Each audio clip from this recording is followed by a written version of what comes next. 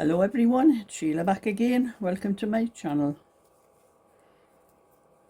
I'm busy with the pink. This is the second sleeve on this little cardigan, and then I only have the neckband to do and put the front bands on and get it all sewn up.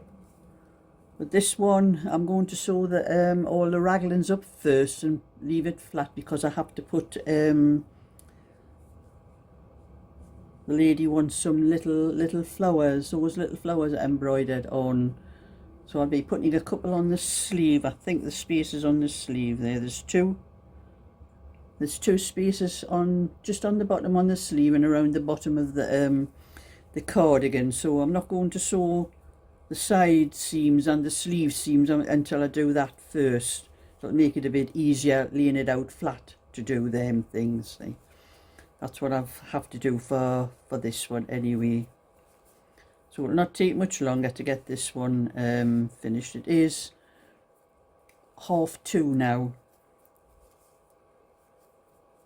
This is really the first time I've done any knitting today, or even yesterday. I don't know what was wrong with me yesterday, but I just did not feel too good. And it was an effort just to use the knitting needles, I just could not be bothered, and don't know what it was, but I lay down on my bed for a couple of hours in the afternoon and I still felt awful, and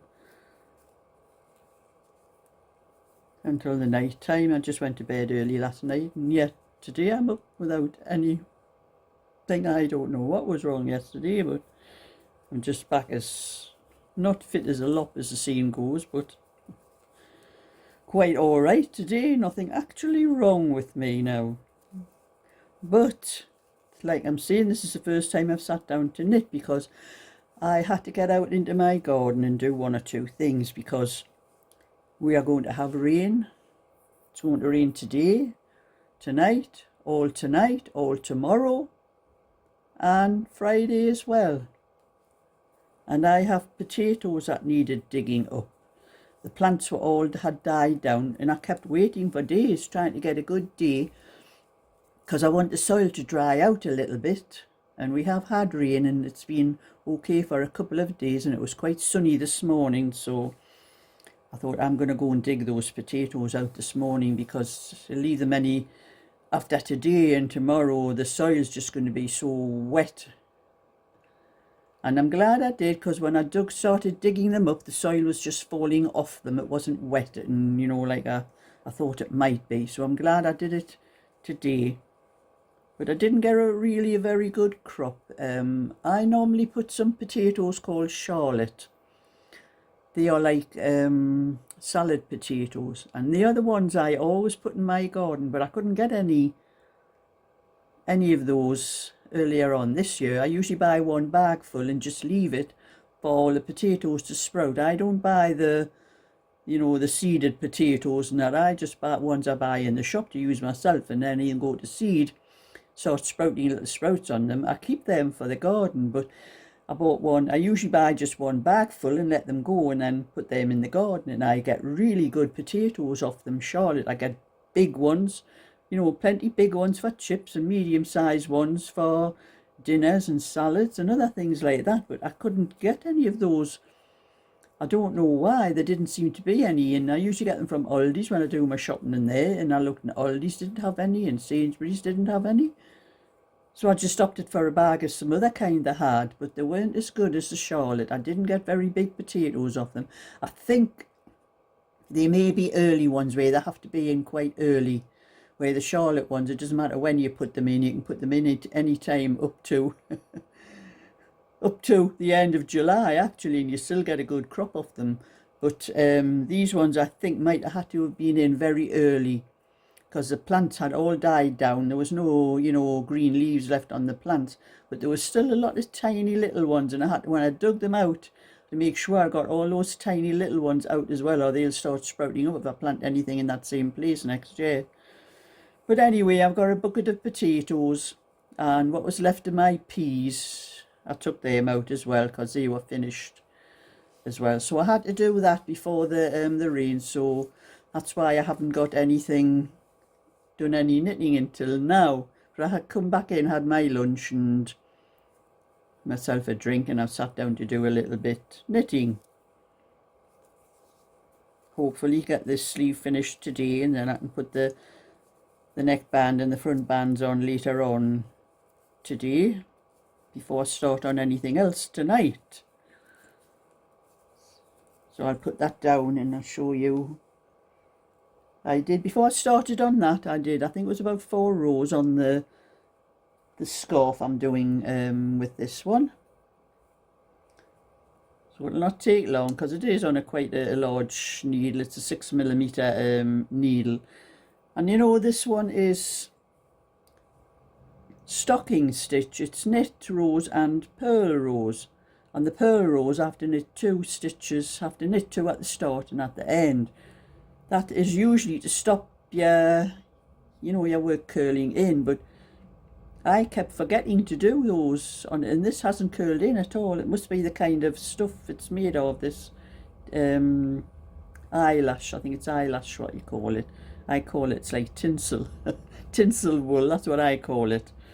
But it doesn't, even though I forgot those to do those knit stitches, it hasn't curled in at all. So I don't need to worry about this curling in when it's finished, because that's what happens when you do stocking stitch. Even if you put knit stitches at the start and the end of the purl, it still curls in, but this doesn't. So I'm quite happy with that, because I have 1 or 2 other balls. I might make 1 or 2 more of these, just little scarves to sell, you know, to put in my shop.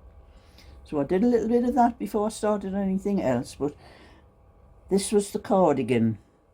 I'll put that down out the way. This was the cardigan I started. Now, I was up to the armholes on this, not yesterday, the day before. But I started knitting with it, and I'm looking at it and I thought, I've started casting the stitches off on the armholes on the wrong side. It should be on the right side. And I had to really check this pattern on here. These rows of basket stitches, 4 rows. And I had to check, and I went down to about here, and I had only done 3 rows there. Because this pattern is reversible, it's the same on both sides, and it is very easy to do that. To do either 3 rows or 5 rows, do 1 more. And that's what I had done, and it wasn't really noticeable, but I noticed it, so there was no way I was leaving it. So I had to pull it out down to where I made that mistake and do the right row. So I got back up to the armholes again, because you cast the, I cast the armholes off from the right side, and then the second row on the wrong side. And I knew there was something, I'd done something wrong, because I shouldn't have been on the wrong side to cast the stitches off at the start. So anyway, I got a little bit more, knitted up what I had to pull out, and I got a little bit more done. So I'll probably get that back part finished tonight.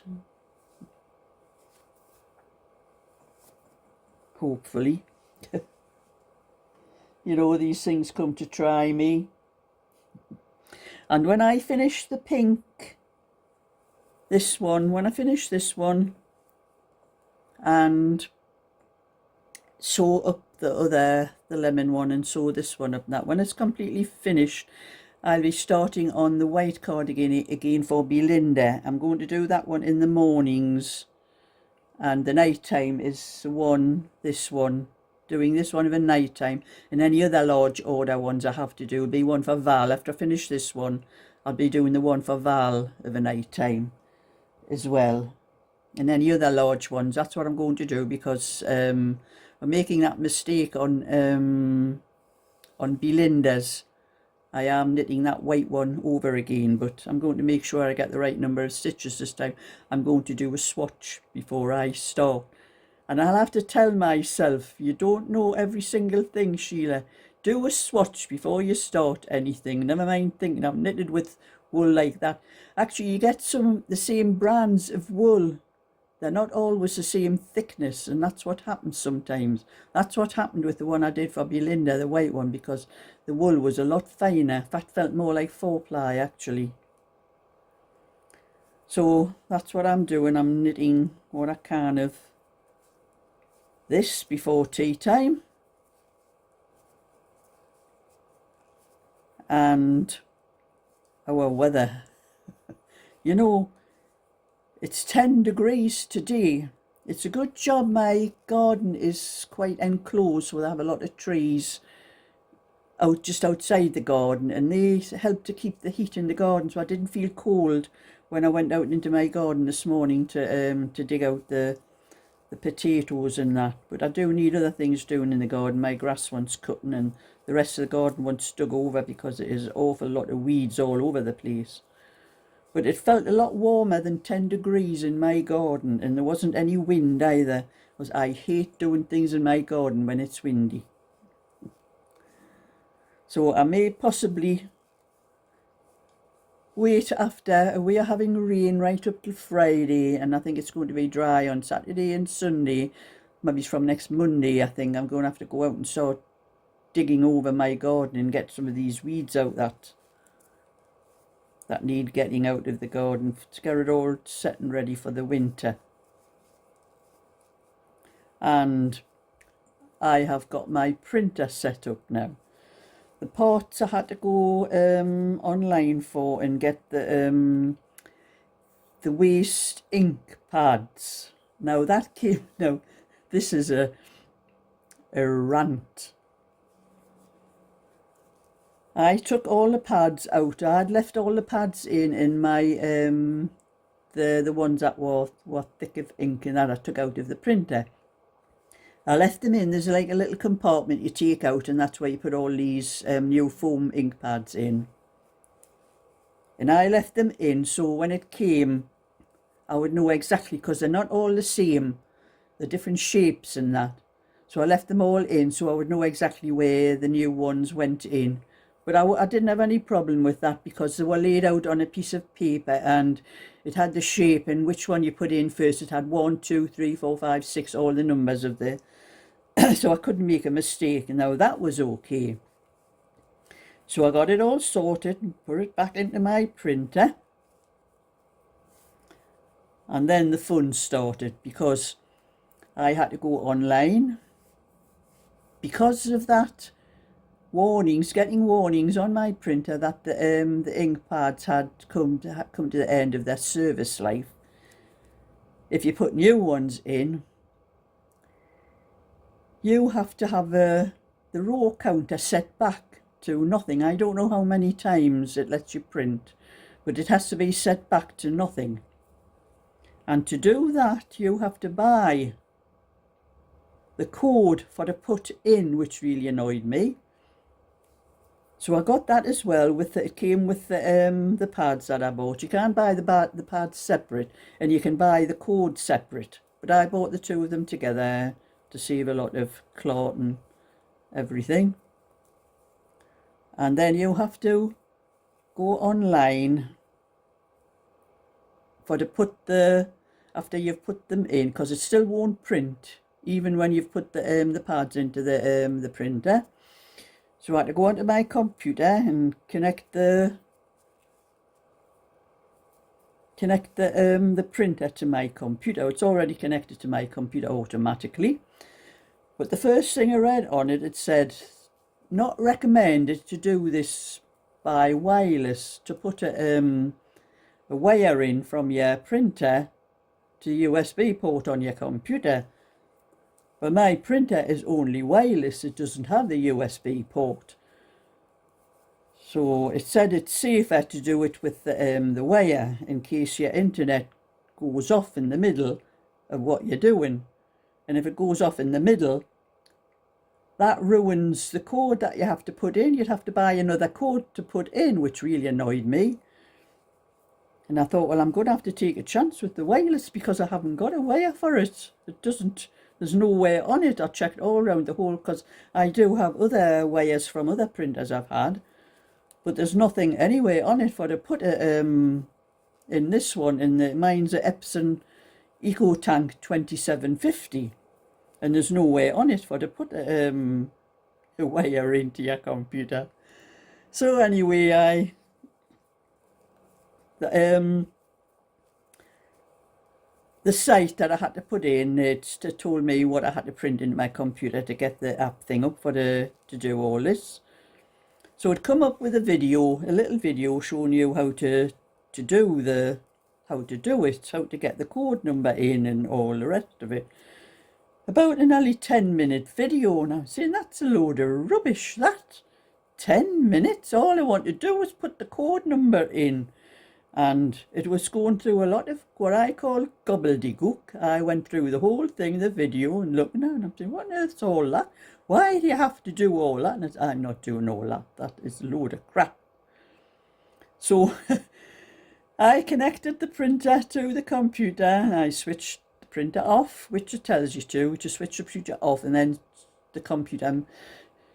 You check first to make sure there's nothing in the queue, which I did have ones in the queue when I was trying to print when it went up the creek.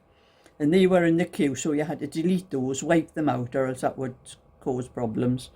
So that's what I did. Then I switched the printer off and then switched it back on again. And I typed in the model number, which I just said, my Epson 2750. That was the one I'm doing, the one I'm putting the code number in for. And then I come up with a long line where I had to print the number that was on this form thing that they sent to me, printing that, and then apply that to the printer. I did that, and after you did that, you switch the printer off and then back on again. And it come up with allowing me to print, so I could print my patterns out again. And I thought, oh, what was all that gobbledygook and that flaming thing they put up with all that? I don't know whether it's for a lot of other different printers and all that, but there was nothing in it that I could see, because I read through the whole thing and there was nothing in it that applied to my printer. All I had to do was click on my printer name, put the code number in, switch it off, apply, switch it off and switch it back on again, and that was it. Couple of minutes. So I'm happy now. My printer is ready. I have printed up all my patterns that are the ones I didn't have any left, and I put them all back on my eBay and my Etsy, because I had to deactivate, that's what it's called, deactivate a lot of them in case anybody tried to buy ones that I hadn't printed out, that I had none left printed out. So that's all sorted out, and my patterns are all ready for anyone that wants to buy any. They're all there now. So that's that little rant over with. So anyway, thumbs up and subscribe, and I'll catch you all another time. So bye for now.